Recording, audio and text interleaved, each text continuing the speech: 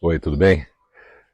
Diante dos acontecimentos dessa semana, eu me vi forçado, quase, impelido, de uma maneira muito forte a gravar esse vídeo de hoje. Todo domingo eu faço um vídeo. O de hoje tem, então, uma referência extremamente direta aos ocorridos dessa semana, que eu não preciso nem entrar em detalhes, porque todo mundo sabe exatamente o que aconteceu com a questão de Deus me livre, mulheres CEO. Isso vindo de um líder, de uma organização que forma líderes. Então, realmente, eu preciso gravar isso aqui. Mas eu não quero falar dele, nem da empresa, e nem do ato e do fato em si, mas eu quero ir além. Eu quero propor uma reflexão que mostre para a gente o quanto que nós podemos ainda caminhar para evitar que esse tipo de situação persista. Porque ainda é um ranço, é uma coisa, é um legado, né, que está aí de muito tempo, e não só isso, dentro de organizações que também têm um legado e um ranço de comando e controle. Então eu queria propor essa conversa falando sobre liderança além do ego. A nossa existência muitas vezes é marcada por aquilo que eu venho falando há muito tempo, marcada pela dualidade. É o bem contra o mal, é o certo versus o errado, homem versus mulher e por aí vai. Então, nós versus eles, as bolhas. Então, a própria noção de dualidade já carrega uma armadilha, porque implica numa separação entre as coisas que são, na verdade, interdependentes e fazem parte de um todo maior. Tudo é interdependente. Tudo faz parte de algo maior, uma consciência muito mais ampla. E nós estamos embaixo desse processo. Então, como líderes, a gente precisa transcender essa visão limitada e agir a partir de uma compreensão mais abrangente desse conceito que eu venho trabalhando há algum tempo e tentando dividir aqui, que é o processo da não dualidade. Então, em vez da gente se posicionar só como líderes, separados daqueles que a gente lidera, a gente precisa reconhecer que todos nós fazemos parte de um mesmo tecido da vida. A nossa tarefa, então, não é principalmente seguir uma agenda egóica de controle, de domínio, de comando, mas, ao contrário, facilitar o desenvolvimento e o florescimento do potencial humano de uma forma harmoniosa e plena. Essa mudança de perspectiva, ela exige que a gente deixe para trás os nossos egos inflados, o nosso senso limitado de individualidade. A gente precisa desenvolver uma consciência mais expandida.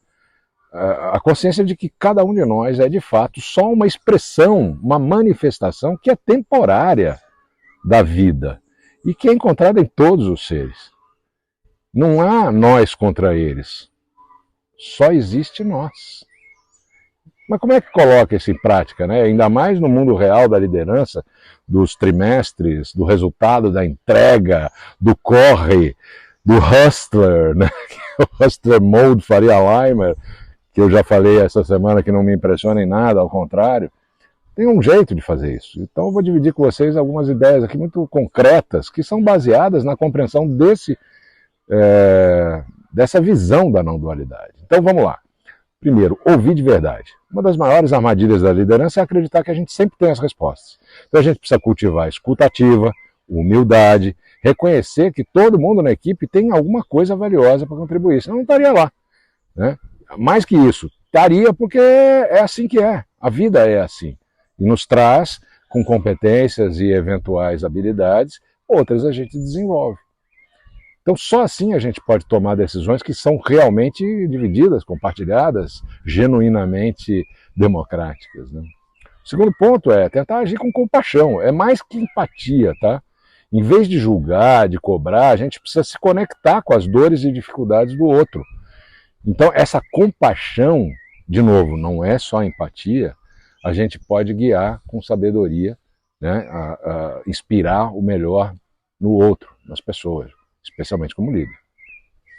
O terceiro ponto seria dar espaço para o autoconhecimento. A gente fala disso há anos, né?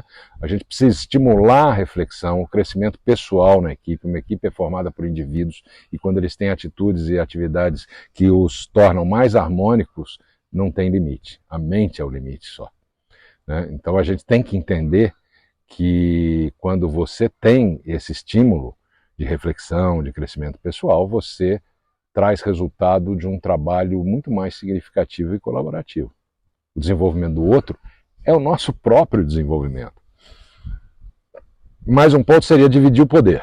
É aí que pega, né? Ninguém quer, né? Mas muitos líderes não querem porque eles têm medo de perder poder e que quando compartilha autoridade e responsabilidade ele vai ficar mais frágil.